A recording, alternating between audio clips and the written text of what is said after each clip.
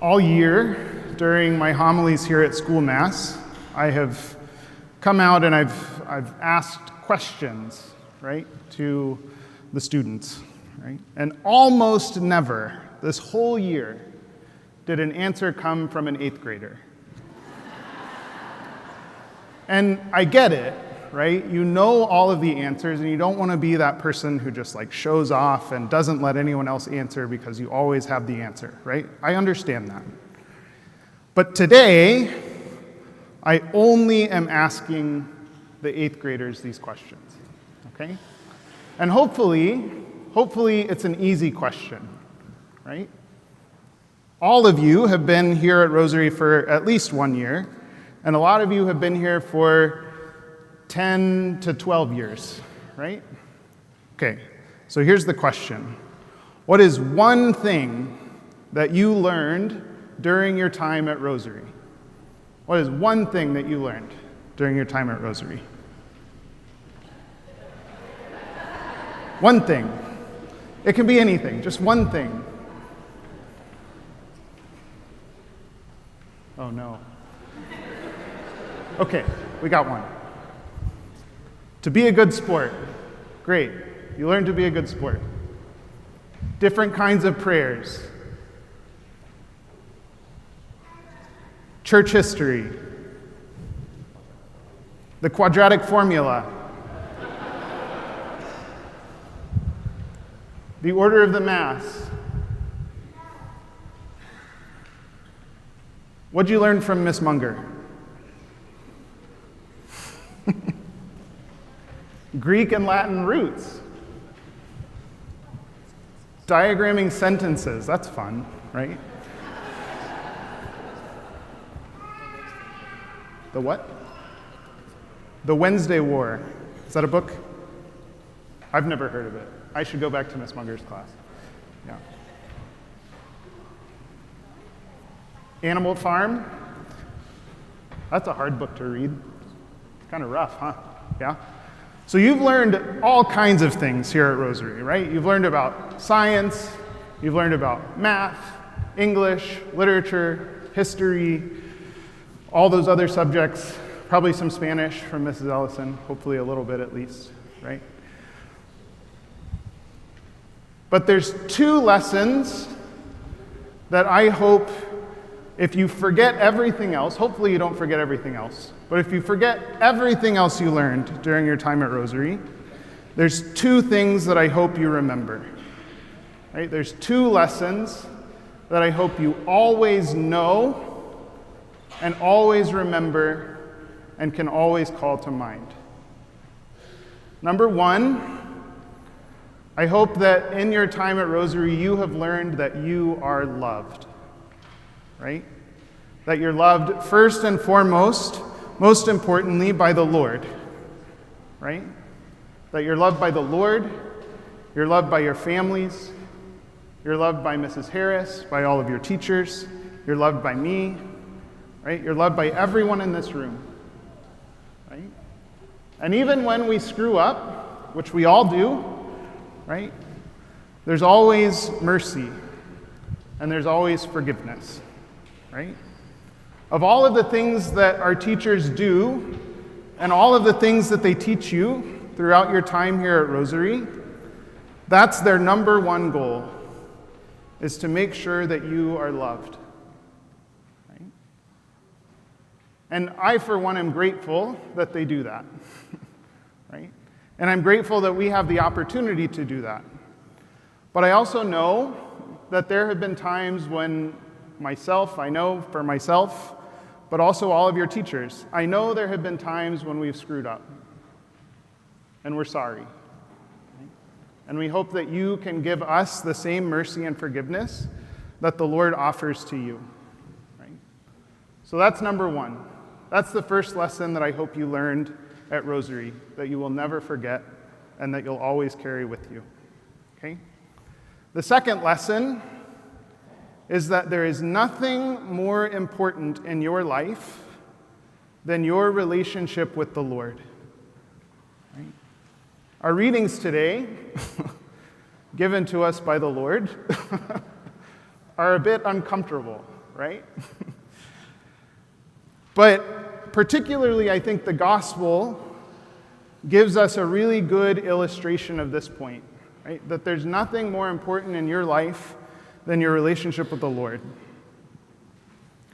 I want to tell you a story about myself, about one of the things that I consider probably to be among my biggest failures in life, okay? I grew up going to Catholic school. I think you all know I went to John Carroll. After John Carroll, I went to Bishop McGuinness.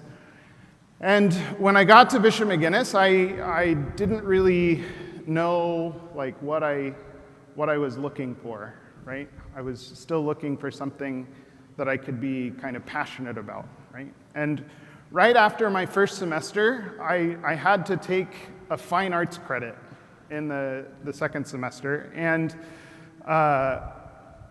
I'm terrible at art, right? Terrible. I would fail every single one of my art classes if I had to take them, right? Mrs. Jennings would be horrified by my drawings, right? And so instead, I decided to take this class that I was told would be pretty easy, called Intro to Theater, right? And so I took this Intro to Theater class, and I fell in love with it, right? I fell in love with theater. I fell in love particularly with the stuff that's like behind the scenes, right? Building sets, running lights, running sound, all of that stuff, right? Where I could wear black. I've always loved black, right? I could wear black. I could hide behind the scenes. No one would see me, right? But I could contribute to this thing that was happening, right? And I fell in love with it. And I decided that after that semester, every single semester for the rest of my time at McGuinness, I would take what's called the stagecraft class, where it was just that stuff, right? And I was super passionate about it, and I loved it, and it was great.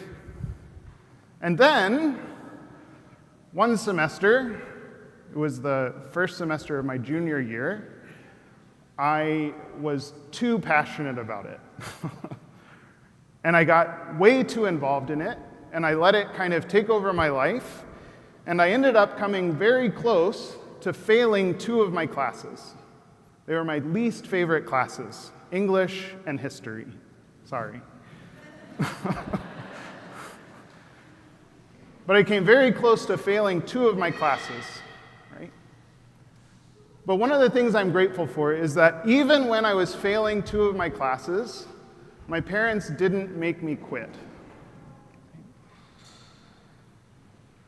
The thing that happened that made my parents tell me I needed to quit was that I got so involved and so focused on this one thing that I started to dismiss my faith life. And I started to miss Sunday Mass. Right? I stopped going to Mass. Right? I cut off my relationship with the Lord because this one thing that I was so passionate about got in the way. And it was at that moment, right, that I needed to be brought back, to be shown what my priority really should be, right? Because my relationship with God, just like yours, is the thing I was created for. It's why I exist, right? So that I can be in a loving relationship with God.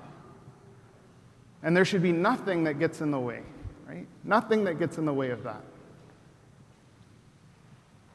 Jesus says in our gospel today, if your hand causes you to sin, cut it off. If your foot causes you to sin, cut it off. If your eye causes you to sin, pluck it out.